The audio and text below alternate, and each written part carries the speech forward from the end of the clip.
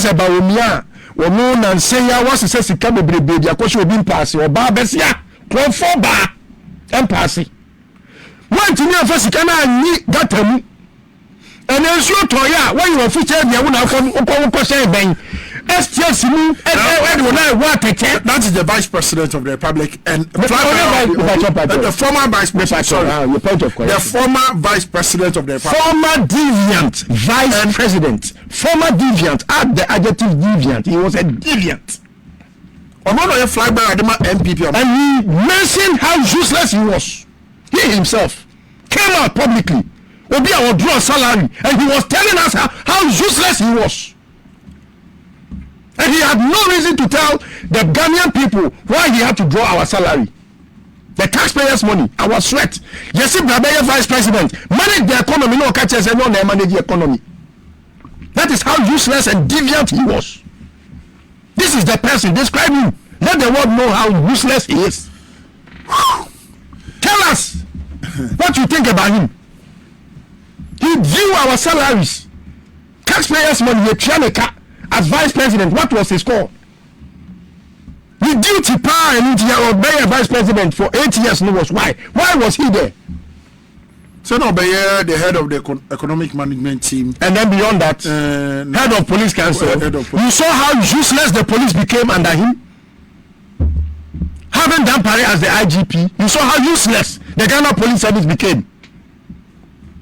Describe him. Let the world know who that useless person we are discussing is.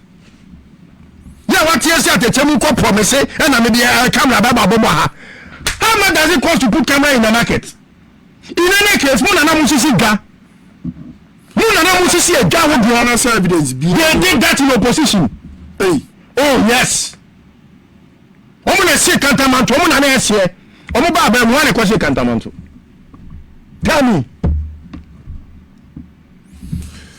When they began doing that thing, yes, after Jamama had won power, yeah, I bet in a studio haka won't show be a question gabby.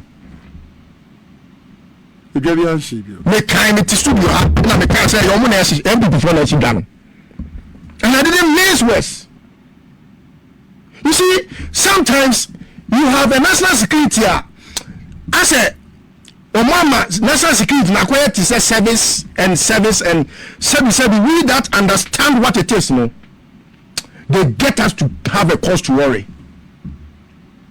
Because these things will not slip me by, and I will not slack. National security and they are not up to speed with time. They are not up to speed. And I don't know. The only thing that I can just be very much bragging of is Omani Gwenuajo. But must it end there? We must chase after criminals. Criminals, they that thing say they must perpetrate crime, must be brought to justice. And they have the effrontery. I said, Omani some kind of, how do they call it, impunity. The bravado, they don't even think because they think so. And those are the things that I think, say, a byway must take charge.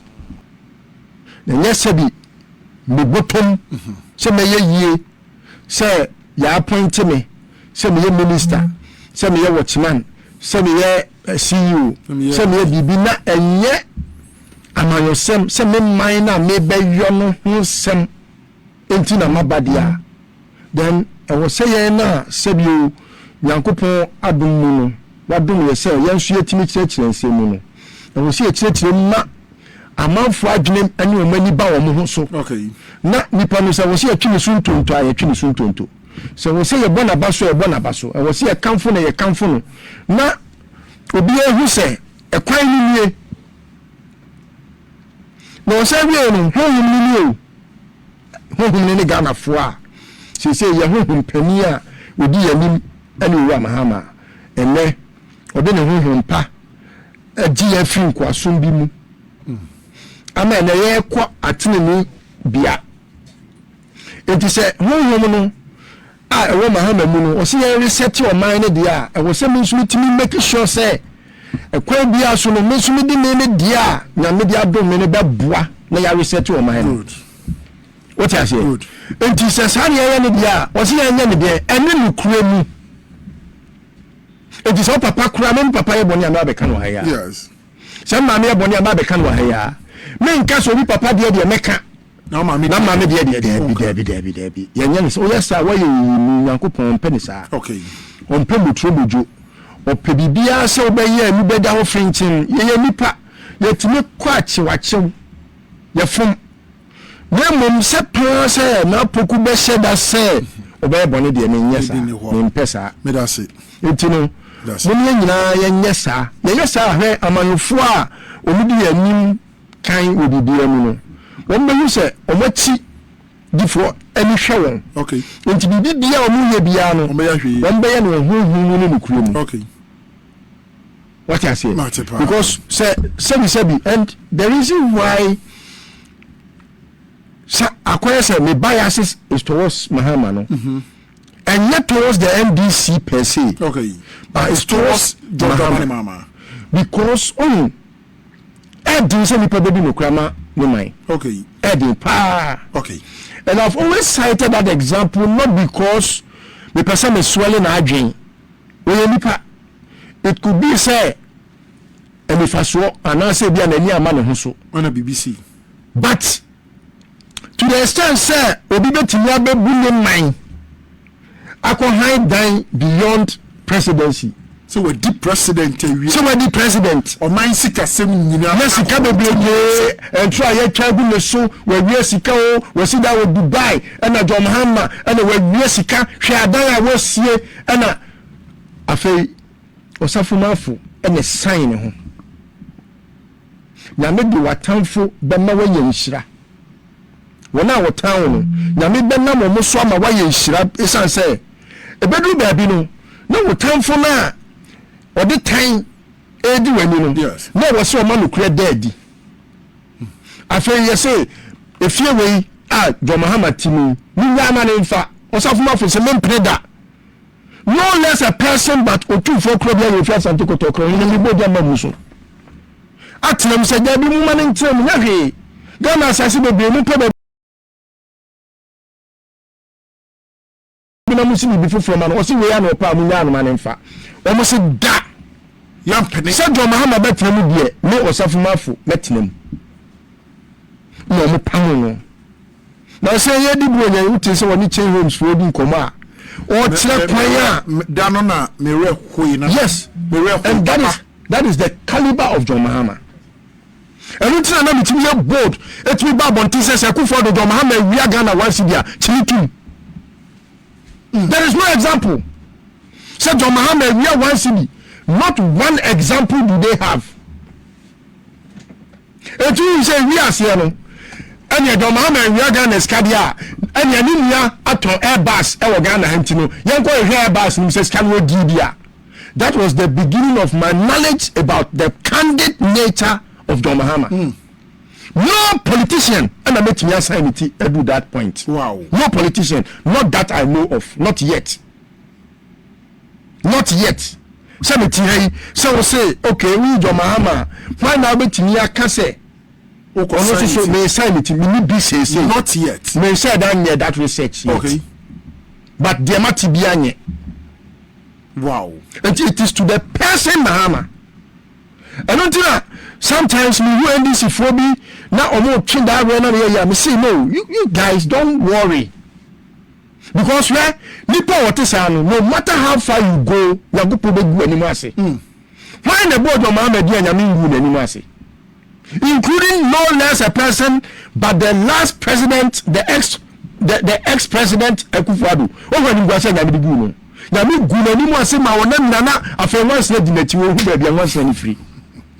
Okron tu so once na diwachi. Because when you go ate poto obia woye bibi tia do Muhammad bia no Yankopon through nature any spirituality no na gura ni mu ase ye woni pa bi o wa ye fe sanka no because we nyame ni kosua enye bibia o ne hote Ebi ade wo dwen say ye bone no nyame wo hwe wo mpo. Yeah. Because when Jesus was discussing the life of David, when you listen to what they describe David as, was say, well, the man after whose heart? God's heart. And you know, who was David? Again, I need come for David. Again, David Yanye, Nakua Kura, Kumuna Fanere. But he was the man after God's heart. Because the 3 year be a Sonya Mieni. The 3 year be. And you know, there are people that come against him. A quiet Yankupon for Owusu, and it says, Nanyam, a Kunkun, a yana fekeke. And you know, to that, you know, good. Yanya Bibia or who, okay, and in Cream. Martin, this is yes, sir. A Bemma, a near man who do a course, Miss Owosinto, your mamma will sing to Olipa, yes, or Miss Saint, or your Bonia Mea. Next day, okay, and then we do make catching okay, so one can say Mecca, okay, or yeah, Mecca, okay. Then we more sorry, Tiano, and come on, come on, Creno, open the idea where we are, say, and can go for you, a yacht trossem, but so we didn't trouble the fee. Now, here's about Bawumia, or moon and say, I was a sassy cabby, baby, a question being passing, or Barbesia, 12 bar. Empathy. One to me first can I that him and then show Toya when you are featured there when I come Okon Ben STS and when I what that is the Vice President of the Republic and the former Vice President. Sorry, the former Vice President of the Republic. Former deviant Vice President. Former deviant. Add the adjective deviant. He was a deviant. Fly by MPP, and he mentioned how useless he was. He himself came out publicly. Obia would draw a salary, and he was telling us how useless he was.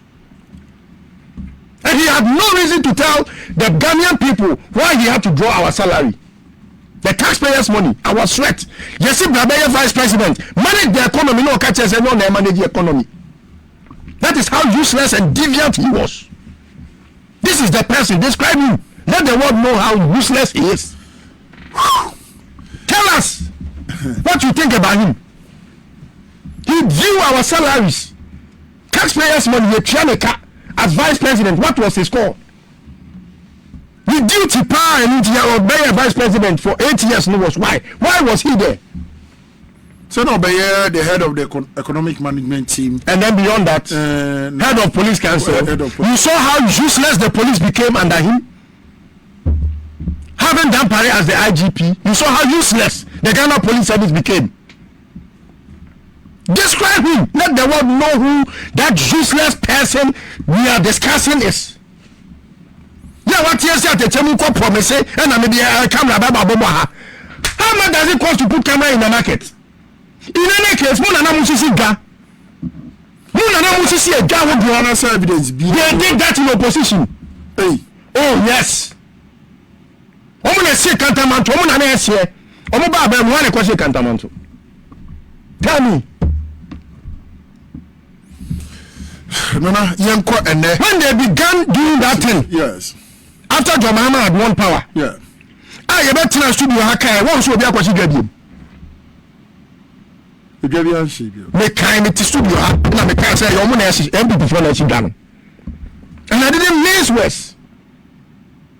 You see, sometimes you have a national security. I said, Mama, national security, na quiet is a service and we that understand what it is, no. They get us to have a cause to worry. Because sebi, these things will not slip me by, and I will not slack. National security, they are not up to speed with time. They are not up to speed, and I don't know. The only thing that I can just be very much bragging of is Omani Gwenuajo. But must it end there? We must chase after criminals. Criminals, they that thing say they must perpetrate crime, must be brought to justice. and they have the effrontery. I said, well, some kind of how do they call it, impunity, the bravado. They don't even think, because they think so. And those are the things that I think say our byway must take charge, because it is slacking. The government is slacking. Wow. Yes. But as flood in here since 1985, and Ghana recorded the first major flood case. A year Kromuha up to date.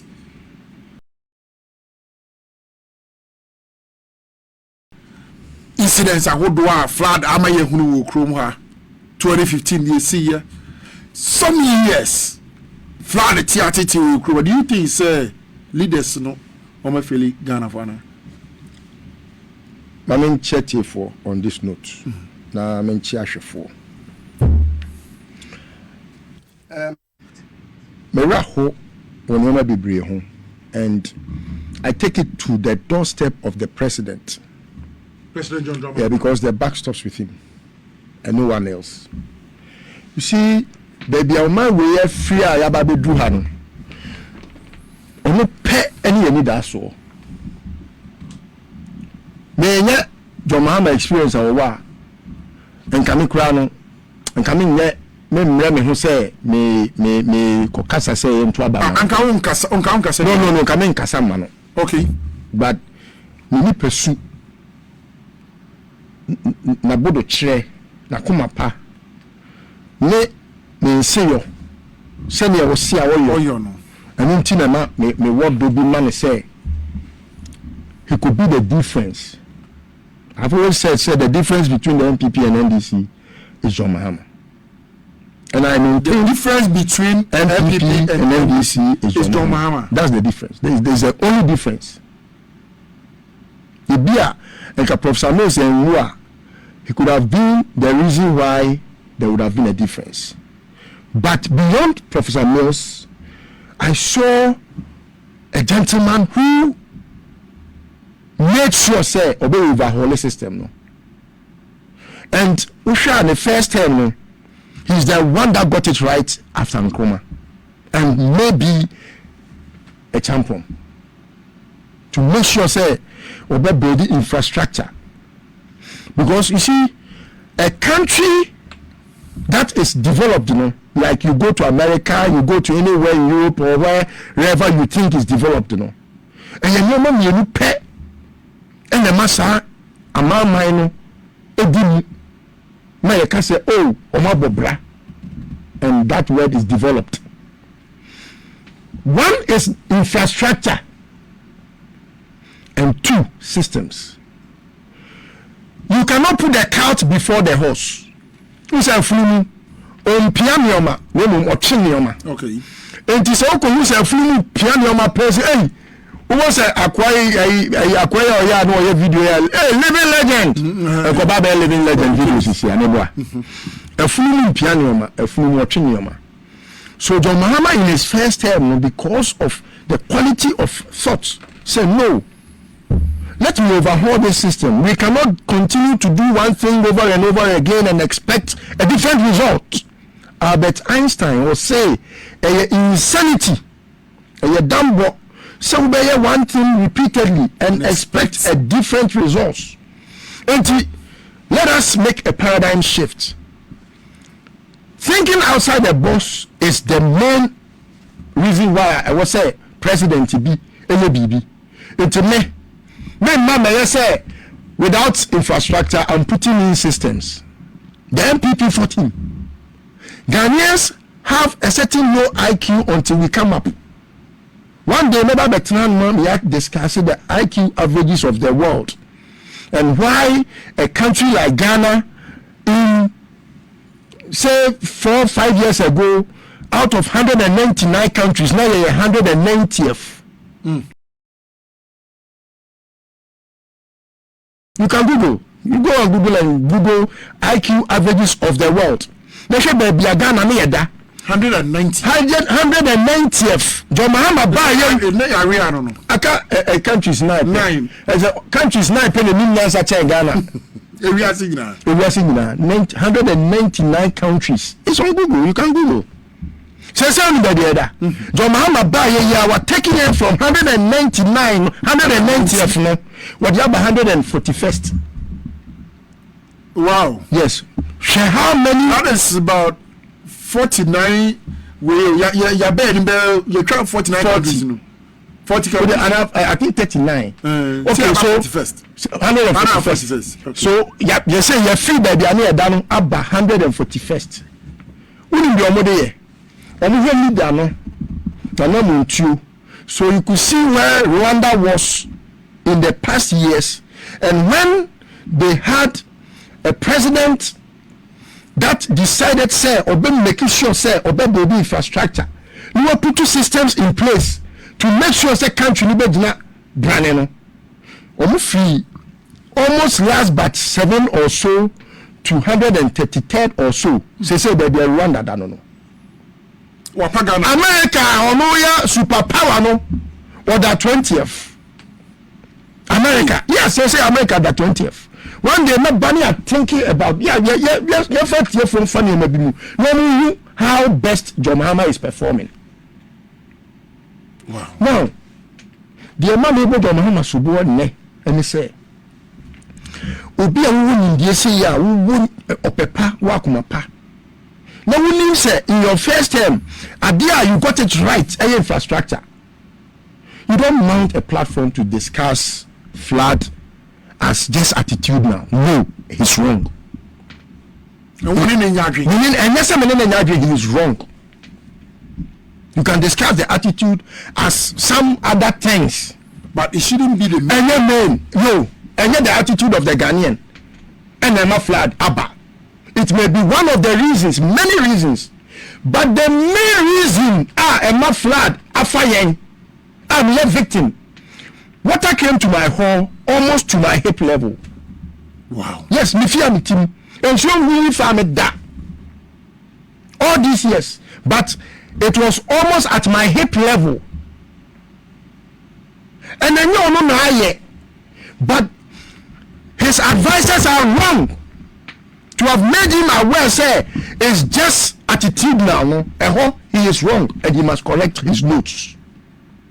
Because if we have to discuss attitude, it is not to do with the attitude of governments.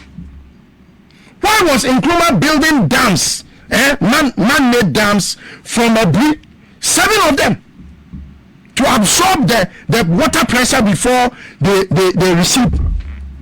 Why was Nkrumah doing that? How many years ago? Over 30 years ago. Nkrumah was doing that. Why?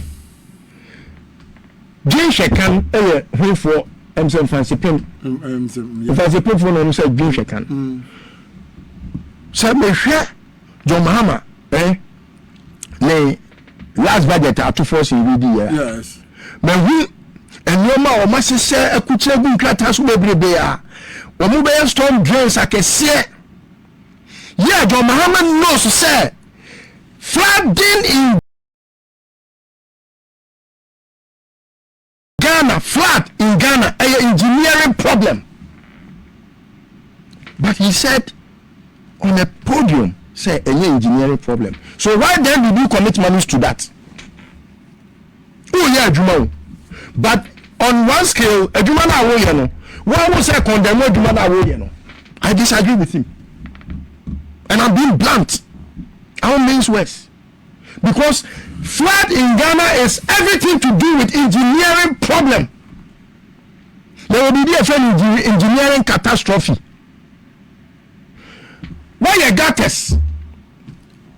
Abaya would draw from for this even Fourth Republic here. Abaya be about drains. No of Akufo Addo. Yes. It was engineering problem. If you go to Alajo, they have a story to tell because 4 years has storm drain. Over the years, flooding and Sedan ko Alajo. Surely you have fat a drain. A fat drain. Femwa and Kofoya so British a ball of boom, these are secondary things that I will still blame governments. Because I mean NAPO could be a ball of good at them. No citizen vigilante, you see a calm a gun of when we say NAPO could share ball of good at them, message me, and was an NAPO could share that time. Obit job I do a video. What does Abai do when we do a video? Young Quatino. Now who enforces the law? Whom does the back stop with? Other than America there, who could think the show could be for my ultimate tell? Echo prosecute too. Not Ghana had here, will be a share baller or baller. You will free to you lie or you skinny, you will free no can or push your got them. No, who are buying what you want to want. No, as I can't ever say, who are buying why a complainant? Change your attitude. Anything I am, lah.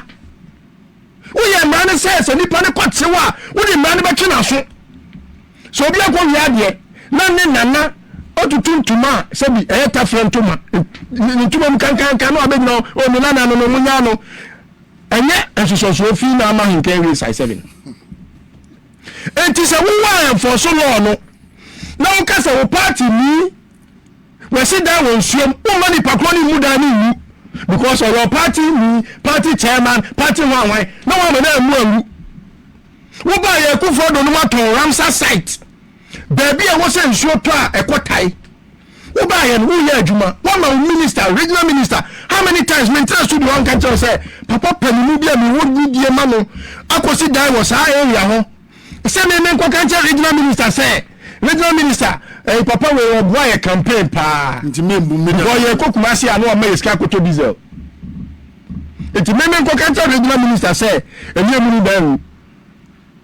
Okay na msi you open mati. Ana better studio anu na twabo on kama. Ana be block no because me person obe frame kura be bisa sa de na me yesa. Papa pemu a se bi agiri ya adwuma. Wakosi nsuo kwan. Who's married minister mu yakobu da gu ya obu afu atwa no te say key bag wa da da be do mama tem say do mama we nipa boni ni na okokan na o man fiu na akwa obi an fiu na je opani unu nyansa adwene no wo fom body no ebe bre won say won say usika akoto agu meka tire no ana me sa beto no studio ha ana me sa kan ni di na mamo memo. Oh, but when you premier, I don't know what.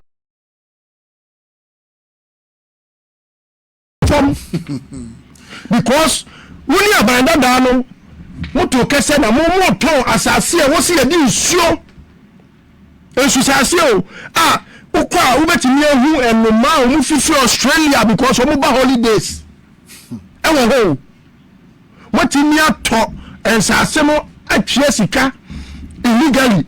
Akwose sa nye free baby aba feeling sasem in about 18 feet. Asase e wose nso kwata mu. Etu do Mahamadu Bawumia ya wu sa de ma no. You have conscience. Wo awonye sa. Entino, one my original minister good asare na nugu. If you blame it just on attitude, you must crack the whip. San nyoma na menene nyaje, ni gentility no menene ntimi nyaje da. The Ghana flood in engineering issue. Engineering. And John Mahamadu knows to say engineering. It is for him to have mounted a platform to say engineering. Engineer, it has everything to do. And we are saying engineer. I was saying engineer and can be first will be BM. Because without engineers, you know, BBA, she said it should be IT. Yeah. And engineers now set up net here. Yeah. And I am engineer. Yes. BBA, a craftsman. Only BBA, a creative BBA, a team we are seeing. And the engineer, no better who say, okay, but dear, no matter how much volume of water, I'm flooding. And the sir, engineer now, I was so young, sir, Jumano. What start here will read you? No mama buy go and read the previous budget. So see I'm no say. Say sir your friends and storm drains and a more ye ni no man nyina ewom a wo etwetwa honka. Adam aban no uni say for over 8 years no on be na assembly for ye mo campaign for mo tigatem. Yes. Kubusa na Ibrahim honorable. Ana the MBB. Me see MPP for say assembly kura be sika ko tigatem na ni. Ni assembly for tara bi ko kom bi ko bono. Nka. Na Owusu ya and Akufo Addo. Yanti gatem keke kura bono omu yes kan ko tim. But now here is the case, sir. Monday in Solutorie, the former vice president and flag bearer of the MPP, Mahamadu Bawumia Campaign kakra. Owie no say a very possible cranka aban declare state of emergency. In so toy no na hu be hia. So there Mahamadu Bawumia kan say nke be anka president Mahama any NDC aban omu declare state of emergency. O say exre Bawumia yes ankofo na wona na yere kokro betima pese na nkwa adwuma ebia wakoye kalaspa na yere akoche no eno nko anti se na yere achi no nkrenti o ka se ne me mood no krenti ni nkwa adwuma state of emergency na say chese when a president tell you know natural disasters happen. Me, I was flooded. It's not because Sebio John Mahama as says Anyako got him saying show MFA. And to want to sound much political and portray say we would have had a better alternative, no. Also, in the abundance of water, the food just always gets tasty.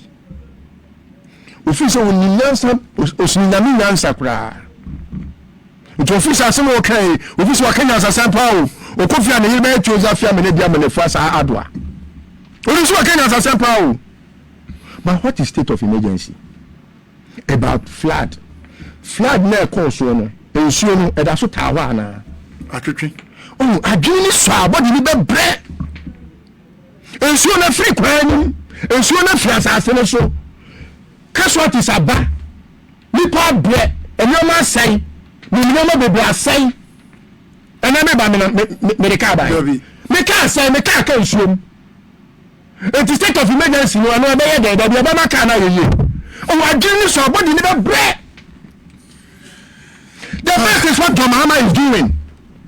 When you say no flood we no okay yen too fa wiem ni yen kwasha dia akoso asase ne so ni yen hwe ba bia sinto ne wo because this is the most voluminous water about a been see that in how many years who can say 1935 me sure say na ya wo papa amna de obetimi aka bi akere bi me hwe da akwa akobisa nana okay na me busa say 1935 no enso yiri ba ye no say na na etie wo say du ba bia menim say kuafo bebre betimi akai ebi a wututu fom a utimi ko hu nipa na nkese yeah wututu ebi wa obi o si ba bi kwa oba bi wututu ba bia utimi ko hu bibi yeah don't pay ni ade ebi kwa utimi ko hu obi agudi e wo kukuom yeah ni na ye enso yiri ni bia e see some several years ago ebi wa centuries ago na bi no nipa bi ti asase bi so oba bi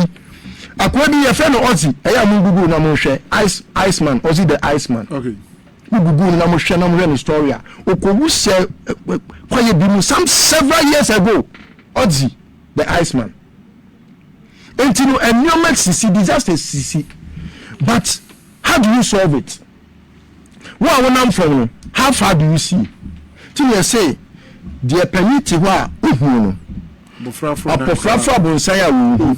So the wisdom in what people meaning there no akoso ne say John Mahama na niem to see the topography of Omaino say here for the issue nam kese here for the was here storm drains here for the was here enoma ebetimi aboama flood na emma biem na bam biem pokura na ensuo ne betimi atene eye enoma mienu ensuo na ato agu asase so ena epe kwan akọ ena na kwan nkontino ebi abewo bi dem bedu onso ensu kwan yensi no Me pana de say te say Akufo ga AOC. Say na adwunu no wasi ade papa ma ne man me boa.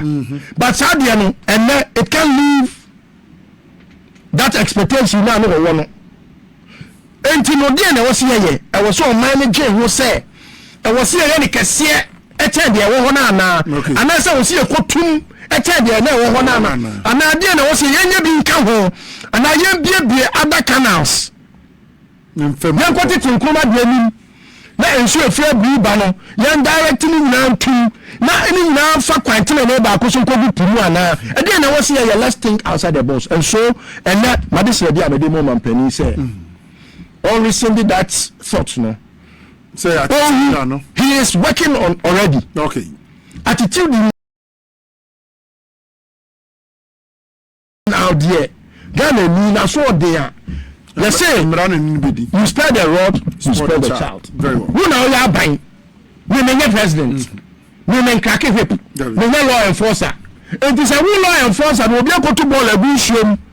Now what to me and now I'm not so because we had young one Akotina. And was always be a potential you book at a criminal. That's it. It's ever some. Who knows some kickers attitude man will be at your mind now. Me not to go to you go a month. And I'm going to say, I'm a first campaign, Mama. What you got to? That's it. Chairman, because he dancing so much. One channel. MPP ni ya Montino, NDC ni ya Montino. Omunya sa de biana ya babaya Net2 ni akasa sa that talk shop ni dai. Politicians must sit up and work to the effectiveness of making sure say bibia be possible. Very well. Now we hear about Bawumia. We know na say ya was say sika bebrebe dia ko so obi mpaase oba besia. Kronfo ba empaase. Want ni afa sika na anyi gatamu. And then so toya when you are featured there una ko say ben STS mu that is the vice president of the republic and the former vice president, your point of correction. The former vice president of the republic, former deviant vice president, former deviant, add the adjective deviant. He was a deviant. Omono flag by Adema MPP, and he mentioned how useless he was. He himself came out publicly. Obi our draw salary, and he was telling us how useless he was, and he had no reason to tell the Ghanaian people why he had to draw our salary, the taxpayers' money, our sweat. Yes, Brabeye vice president manage the economy. No catches and no manage the economy. That is how useless and deviant he was. This is the person. Describe him. Let the world know how useless he is. Tell us what you think about him. He drew our salaries, taxpayers' money, as vice president. What was his score? The duty power and Obey vice president for 8 years. No, was why? Why was he there? So no, the head of the economic management team, and then beyond that, head of police council. You saw how useless the police became under him. Having done Paris as the IGP, you saw how useless the Ghana Police Service became. Describe him. Let the world know who that useless person we are discussing is. Yeah, what you say at the Temuko promise and maybe a camera baba. How much does it cost to put camera in the market? In any case, Muna Musisi Ga. Muna Musisi a Ga would be honest evidence. They did that in opposition. Hey. Oh yes. Omuna say Cantamanto, Omuna say Omuba one question Cantamanto. Tell me. Listo Nana Kusipoku, Executive Director, Edema Good Governance Advocacy Group Ghana, Pedine Bekaya. Thanks for watching. Like and share the video. You can also drop your comment. Please don't forget to subscribe.